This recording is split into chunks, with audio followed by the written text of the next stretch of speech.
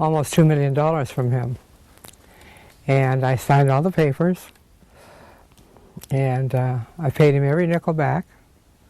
Plus, when I sold the place out, I gave them $4 million more. Now, was that, did you owe the $4 million, or was that part of? That was just a bonus, so I could get his son off my case. But what did his son? How was his son related to? How was William Keck's son related to the Portofino? He wasn't. In that. No, he wasn't related to Portofino. Well, when you say the $4 he used million, to come down and harass me. He gave me a hard time. Now, was that from the original investment that they made? Yeah, but they got all that money back. I paid them everything, including interest, everything. He still. I told him, if you want me to come and help you run your business, I'll be glad to. Punk. But anyway, I don't know where he is now. He's around someplace. But I had to defeat him too. But it cost me $4 million. Or was it $6 million? I can't remember. So why do you think, who are the people that tried to hold you down the most in building this? And as you've said, it's mostly because you're a woman and they didn't accept a woman in business. Why do you think that was? And you've said already that you don't think it's changed. Do you believe that a woman today could build something like the Portofino? I hope so. My God, you got to have a strong back, though. You know, because I don't care. You ask these ladies, the things aren't as well for women as they are for men, and it's going to be a lot more years before it is. You know, it really. Don't you think that, or do you not? We've come a long way. Yeah, maybe. Now, do you think, we talked about the purpose of doing the interview. What would you tell if young women take this from the library and they watch this? What can you tell them about life and about life and what their dreams should be and how they should make those dreams come true? Well, I think if you find the opportunity to bid on something or do something, then keep fighting till you get it done. That's about the only advice I can give them. You have to stay with it. You can't get discouraged. You can't get blue or lonesome. You have to stay with it. And then nobody can defeat you.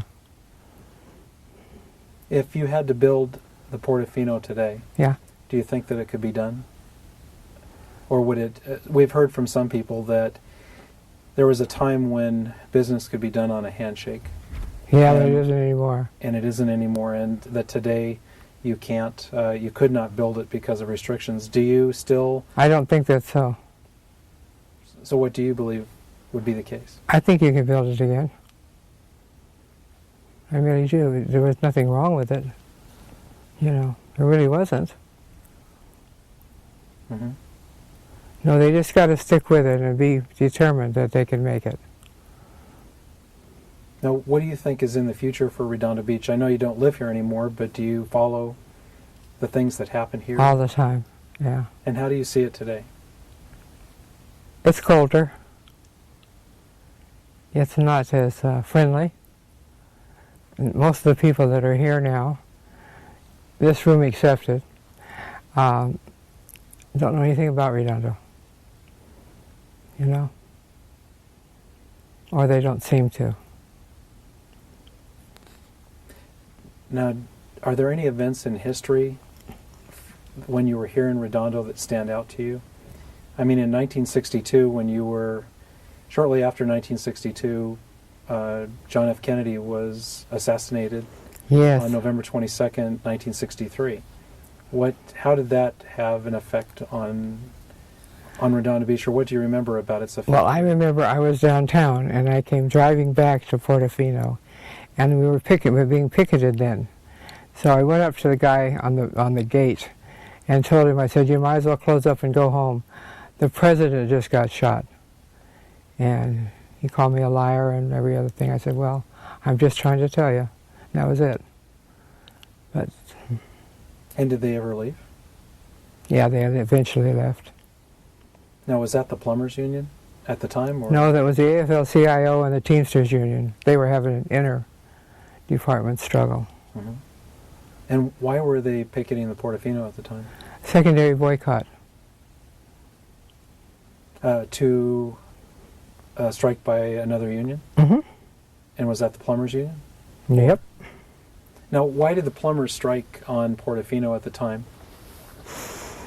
Well, actually, it was AFL CIO that struck Portofiino because we had an oddball union in their way. I didn't know you couldn't do that. Now, were unions really strong in Redondo Beach then in the 60s? Or, I mean, did you see the same thing happening in other building projects throughout the city? No. No. See, the harbor was so famous, you know, and everybody was trying to stop it. So, the ones that wanted to stop it. Now, when you say that people wanted to stop the harbor, why were they trying to do that? I don't know. But nobody could get their financing of all the people up and down there. I'm the only one who got it. And it could be the strength I had behind me, but... And that would be the Kecks? Oh, yeah. Yeah. Now, Les Guthrie told us a story that in 1964, he was riding his bike down along Harbor Drive and he saw a big open parking lot and they were doing some surveying or something. And he asked them what the problem was or what they were doing there. And they explained to him that nothing could be built because the title for the property was all screwed up. It was 20 pages of disputes and to title. Now, did you run into the same problems when you were trying to develop Portofiino? No. And why is that, do you think? I don't know. I think I probably crossed my T's and dotted my I's. Les is a very genius type guy. He really is very smart. And sometimes I think he plays people down. And he gets in trouble because he's always asked me, how come you get along so well with everybody and I don't? I said, well, just look in the mirror. You know, I try to tell him that. But, yeah, he just doesn't understand. He really is a strong man, and he's just amazing. Mm-hmm. What was the relationship with the city at the time? I know you said you had some problems in the development of the Portofiino because you weren't one of the good old boys club, but did you ever have any positive relationships with people in the city? Oh, sure. We used to all go to parties and everything else. I wasn't as, I don't know what to say. I wasn't as well known as the other guys, but I eventually was well known. You know, they finally ended up liking me. Okay, I know that you heard of Chuck Johnston. I told him one time, if you touch me one more time, I'm going to sue you and I'm going to own your property too. Because he was always patting my butt. And I resent that. You know, I really do. If I liked the guy and he patted my butt, it'd be okay. But, you know, God. Now, Chuck Johnston was one of the other leaseholders? He was the one, he bought, who did he buy out? Oh, Gordon McRae. Yeah, I almost forgot that. And Gordon was so upset he thought he was going to get it back. He really did. But he didn't. Have you talked to Junior? No. What are that's part of the history that probably isn't written anywhere. Who were the major leaseholders in the Pier and Harbor area, say from the 60s until now, that you dealt with? The leaseholders? Well, there were the guys on the pier. There was Tony Tratanich, and he had a partner. He died right in that period. And another guy, God, I almost had his name. Morgan Moore? Morgan Moore had, I think, the lease at the end of the pier. Yes, he did. At the base of the pier. Mm-hmm. And now it's Resnick, Robert Resnick. Yeah. And but he wasn't there then. And Gordon McRae. Junior. And were there any others that you recall? Yeah, what the heck is that guy's name? I can't believe I can't think of it. What was the relationship between the leaseholders? Did you ever work together in the city? That the leaseholders worked together? Oh, yes. What was the relationship there between the different leaseholders? We all got along very well, I thought. You know, we all got along well. And I can't think of the guy's name, but he was furious at everybody. He lost his lease on the Seaside Lagoon, and the city took it over, and the guy that had Port Royal, who was an automobile agent, and he lost it. Now, and Paul Troutwine had Les's facility. Now, did the development of those other leaseholds have an effect on you in any way that you recall? Good or bad? No. They didn't, as far as I was concerned. You know, they didn't have anything built. The only thing they had put in were boat slips. Mm-hmm. Now, some of the historical things that we talked with people about, and then maybe you can tell us whether or not you were in the area at the time. People talked about the gambling ships off of Redondo. I wasn't here then, but they were there. And Gordon McRae was here. And he had a lot to do with them, I think. But I don't truly know the truth about that. No. Now, did you have... I believe there was a ship here at one time that it was turned into a restaurant, the Queen Alexandra. Oh, yeah. What can you tell us about that? First, I'd like to think of the guy's name. I'll think of it after I go home, you know. Well, that was Gordon McRae's leasehold, too. He was always just on the edge over here, trying to get by with something. And they were wise to him. He was always a friendly guy with all of them, but he just tried too hard. He pushed Hoppy Hopkins too far, and he didn't like it very much. Anyway, that thing did sink, I believe, out in the outer harbor. Funny, huh? Now, one of the things that people have told us, we asked them, of all the city officials that they ever dealt with, which one did they want to deal with most? And a lot of the business people said Hoppy Hopkins. What can you tell us about him? Was would you agree with them that he was someone that was fair to deal with, or was it? Well, I'd rather put it another way. He was very strong, and he could do a lot. But I don't agree that he was the most fair person in the world, because I don't believe he was. Mm-hmm. But now, did you often have to deal? Did the success of Portofüno at times, besides your hard work, was it ever dependent on the pressures from City Hall? No. You never had to play the political game in order to get or keep something? You always have to play the political game. You really do.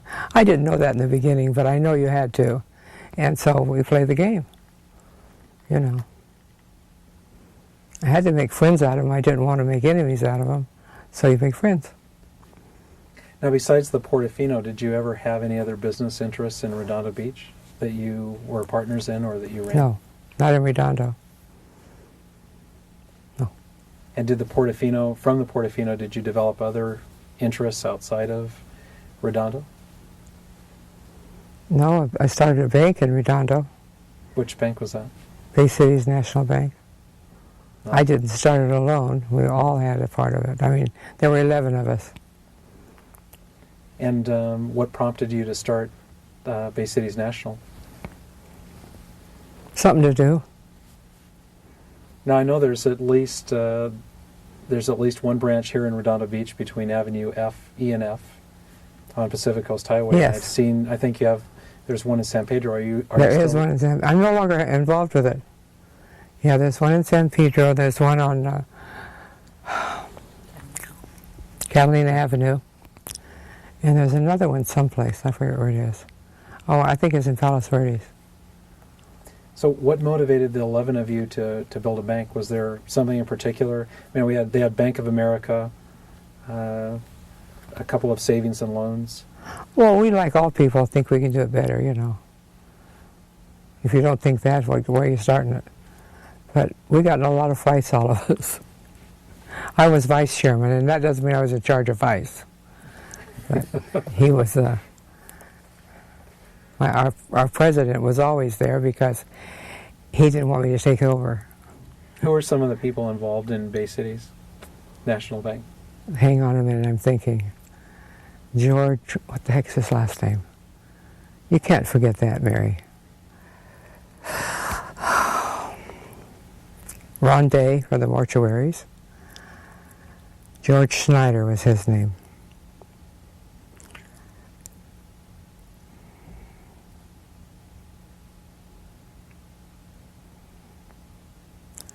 Chris,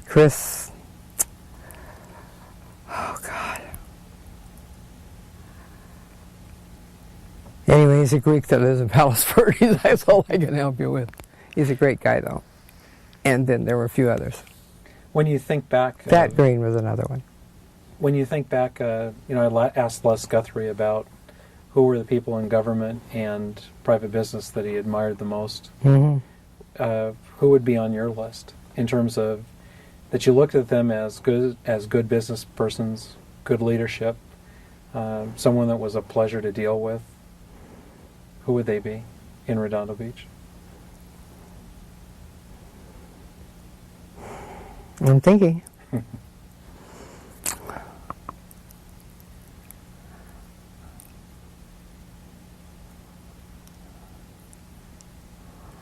Well, I don't want to name anybody just to be naming them. Sure. To save my face because I can't think of anybody. Oh, that's fine. Through the years, I talked about Kennedy a little bit. What was the effect of, say, the different eras of hippies and, in the 70s? Did that whole movement and the anti-war movement or Vietnam, did that have any effect on the Portofino and running the business? No. No, it did not. Now, was Portofino, would you say that the concept of that is that you were out by yourself and it was kind of away from the world? I mean, did people get that sense? Would that be a reason why they came to the Portofino? Could be, I don't know. We used to say it's a world apart, only minutes away. You know? And I remember that slogan. Who came up with it? A friend of mine is in the advertising business.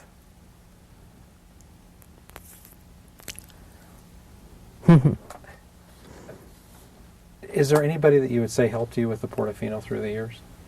Helped me with it? Yes, helped you, that helped you make it a success. My family. My niece became my general manager, and that left me free to go out in the city, and I was president of the Chamber of Commerce and the Harbor Commission and all that stuff. So I was able to get out and do that while she ran the place.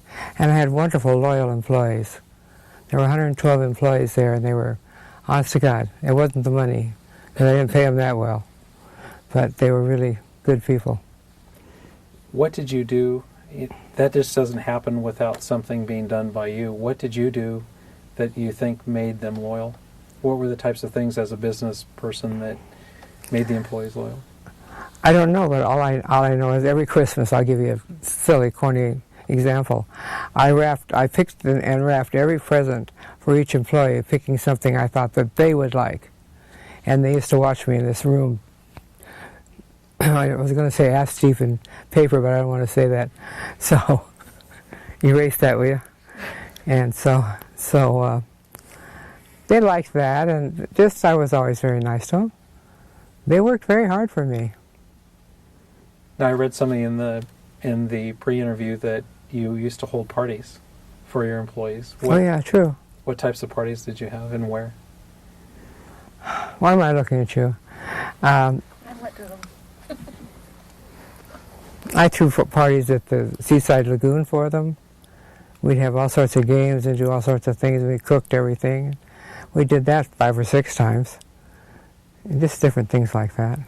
They loved it. We had a good time doing that.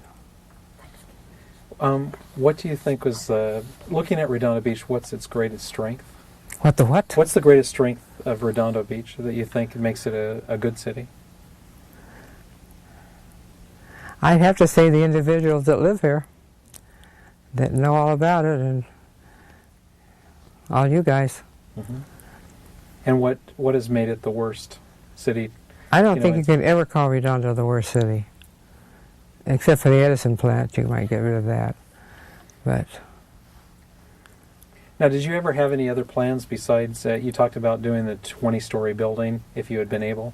Did you ever have any other plans of development that, for one reason or another, you were unable to do? yes, out of my own choice not be able to do, but I was going to open a hotel in Hawaii. And for a long time I took reservations at Portoෆino for the restaurant, for the hotel in Hawaii. But I decided I didn't want to get with it. Now, if for all the years that you did stay here, that you lived here, what was the reason for staying in Redondo? What made you come to this place and choose to build a business here? Was there any particular the reason why you picked Redondo and not Hermosa or Manhattan? Well, first of all, they didn't offer Hermosa and Manhattan. They offered this land in Redondo. Mm-hmm. And then I knew Bernice, and, it worked very well. So what do you see as the future of Redondo? Unless they screw it up, it should go very well. Do you see any way that, if you were the person making the decisions, how would you make it better? I don't know. I'm not around here anymore. I'd like to say I would like to contribute something, but I don't know what it would be now. Mm-hmm. You forget I ate, drank, and slept this place for quite a few years. Did you follow the heart of the city, what they called heart of the city, the development that they wanted to do at the AES plant or at Edison? Did you follow any of the things that happened there? What happened? Well, I was wondering if they could develop the AES plant or the power plant, mm-hmm. What do you think should go in there? What do you think they should do? If you were starting over and you had the Edison plant to the AES plant to develop, what would you put there? I'd put some recreation, and I'd scatter some homes around there, condos, I guess. But I wouldn't build a mess of them. I'd give them some playground room and things like that, and I'd take all those wires down. I guess they can't do that, can they? Well, not until the power goes. Not until the power goes? Is that what you said? Not until the power plant goes. Yeah, right. Well, then they can take it down, can't they? You think they would? Yeah. I've got a question. One of the things that I remember the most about the Portoෆino was every Christmas you always hosted the Chamber of Commerce mixer. Yes. And it was the biggest event of the year, was always packed. You always had it decorated with all the little characters. I decorated everything around there. Was that your doing? Yes. Yeah, I did that myself. Did you? Oh, yeah. I liked it, The lobby burned down because of it, but I liked it. Except when it burned down. No, I did all those things. Were they handmade? Did you make them by hand, or were you... Oh, no, I bought them all over the world, but a matter of putting them in place and stuff like that. I loved it. None of the other guys would do it. I couldn't get Les to do it.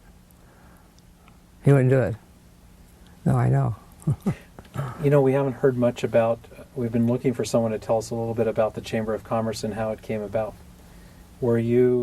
Do you know anything about the year that it started, or the development? Dick Fitzgerald, I believe, started the chamber here, along with Hoppy Hopkins and those people. And it was sort of a good old boys club for a long time. And then it stepped out in the community, and we all had a shot at it. It was fun. And what were some of the things that it sponsored when you participated? I wish you'd quit pinning me on that stuff. Mm-hmm. I can't remember. Now, we were walking down the hallway here in the library, and there's a picture on the wall of old Redondo. And someone told us something about a mermaid that used to be at the Portoෆino. Where is it? Someone has seen it, but they don't remember where they saw it or who had it. Can you tell us anything about the mermaid? Yeah, I had it made. Yeah. What was it? It was what do you call them, mermaids? And then King Neptune. Not King Neptune, Christ. Anyway, I don't know what happened to it. Someone said it was in front of the Portoෆino, and it might have been in the storms of 1988 that it got moved. But someone said it's been moved, and they saw it, but they don't know who has it now. Now, where did you have it made? In Los Angeles. And where was it at the Portoෆino? On the wall in the bar. And was it a relief or a painting? No, it was a sculpture. What they call the guy that's the Greek god of drink? Bacchus. That's him. He was in it too. The two mermaids. I wonder who's got it. I also had a anchor that I found underneath the docks way back in the 60s. And we took it out and threw it all over the place while we were building the place. It sat out in front of the hotel for a long, long time. And then I gave it to the city, and they said they would always take care of it, but I don't see it where it was. It was on the road down to the pier on the right-hand side. I don't see it anymore. How big of an anchor was it? Well, it was on an old-time sailing ship. It was huge. There's a giant anchor on Diamond and Del Amo next to the high school. It's moved up to the high school. Is that it? It's a massive anchor. Yeah, I know. Big anchor. And there's one, it's on the corner of Diamond and Del Amo. I'll have to check it. Yeah. I'll be darned. Well, I'm glad they didn't just throw it away. I think that's the same one. Okay, good. Good, I'm glad of that. Now, was there anything else that that you were a part of in building here in Redondo Beach or sponsoring? You know, something you just said, art in Redondo Beach. One of the things that people talk about Redondo Beach is that there's not very much art. There's no museums. There's not. We had a museum that Pat Dreizler worked on for a long, long time. And she still has at Dominguez Park. They have a historical museum that Pat is still working on. At least it's historical, you know, and it's a museum. So. Now, were there any other women in politics? You were on the business front, but would you have any comment on women in politics in Redondo that you recall? I know that even back into the 40s, I believe that there were some women that served in mayor and. Oh, we had a wonderful mayor here. What was her name? Barbara Doerr. That's her, Barbara Doerr. She was not adorable at all. She was a mess, okay? And were there any others in the 70s? No, but her husband went on the Cannonball Run. And I thought that was pretty pushy because she and I were enemies. But who else? Let's see. There are a couple others. Dombrowski? Yes, Valerie Dombrowski. Or that was the daughter, but Dombrowski. Yeah, Dombrowski. Marilyn White. Might have been after your time. After my time. She's in there now, isn't she? No. Marilyn White? Yes. I never heard of her. Good for me. Her husband was. Pardon? Her husband was on council, and then he died, and she took his. Uh-huh. Now, did you ever get involved in the school district or? No, I was in the hospital district, though. Now, were you in the founding people of Beach City's Health District? Yes. What can you tell us about that? Anything about that was interesting in trying to get a hospital here? And what year was it built? South Bay Hospital? Oh, If you God. recall. Were you a part of that? I wasn't part of building it because it was already here. Okay. But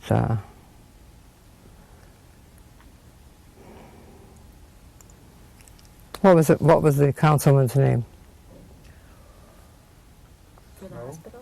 Archie Snow? Archie. Archie Snow, thank you. How can I forget that name? Yeah. And his wife always ran. She always got more votes than me. That killed me. Oh, Eva. Eva Snow. Eva Snow. Eva Snow, yeah. They're both gone now, I believe. Yeah. They both passed away. Yeah. Yes.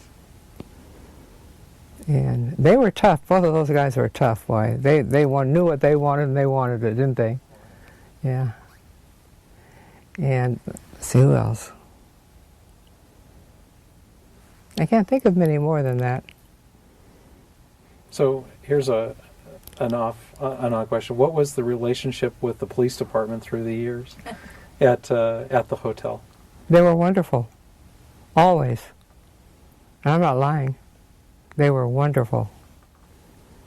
I know that when I first started in 1982, one of the first places they took me to eat breakfast was at, I don't remember the its Sea name. Bucket. At the Sea Bucket. Yeah, They took me into the Sea Bucket that's good. to eat.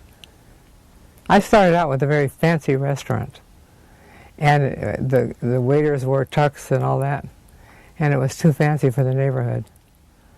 So I gave it up and called it the Sea Bucket and changed it all around like that.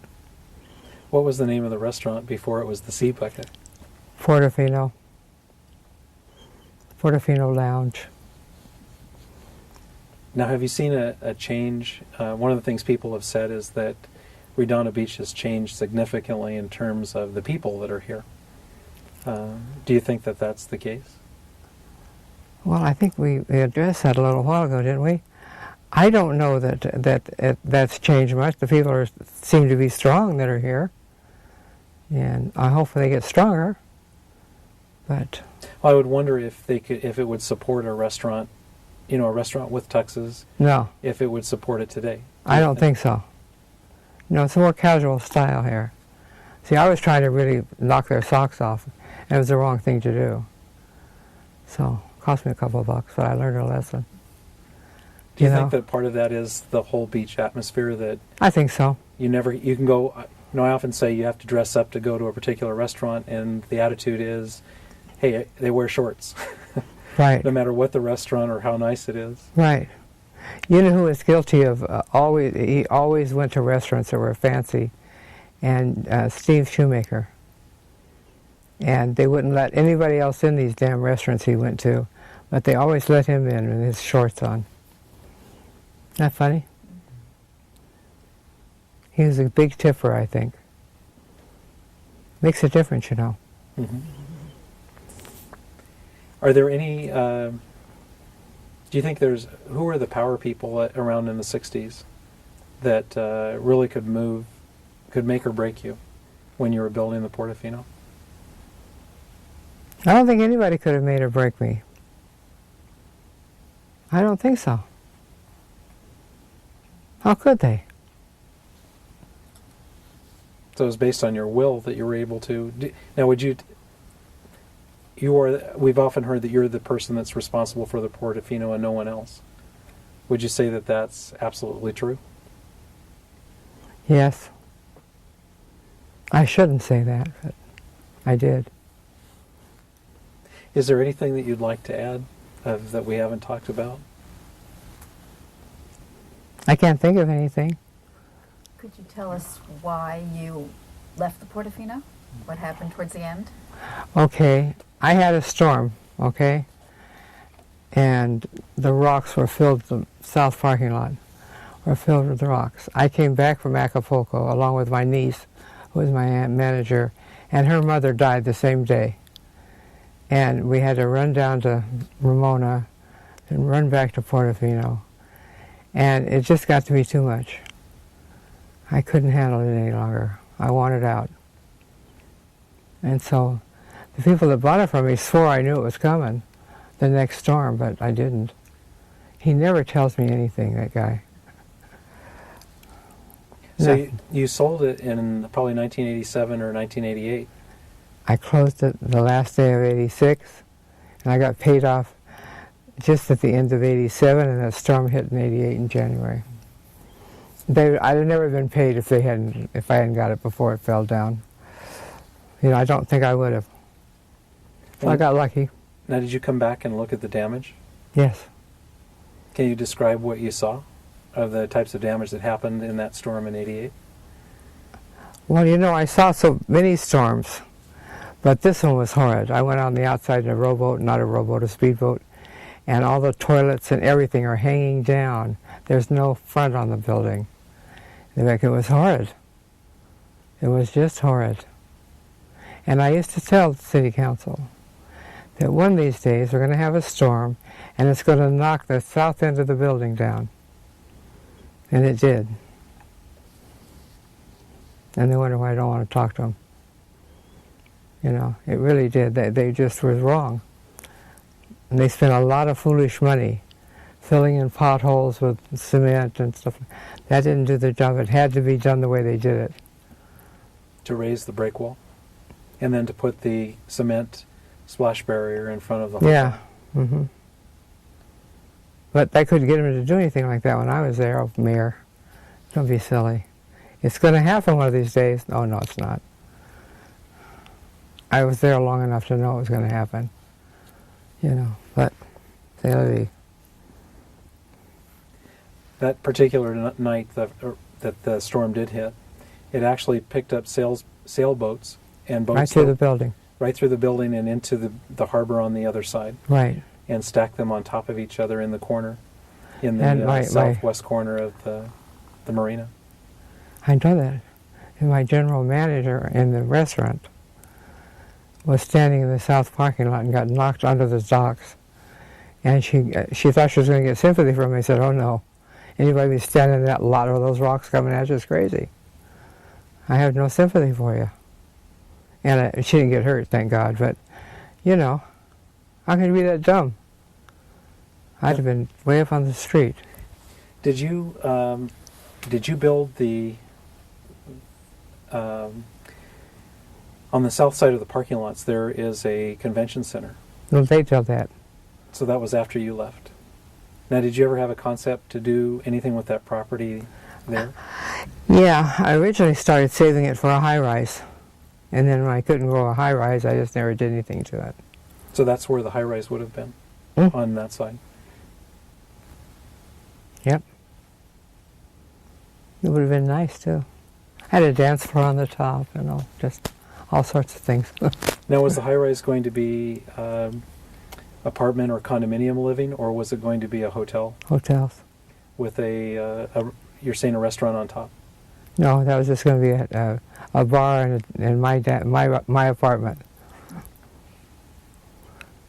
Selfish, huh? No. If you build it, it's yours. That's true. Anyone have any other questions?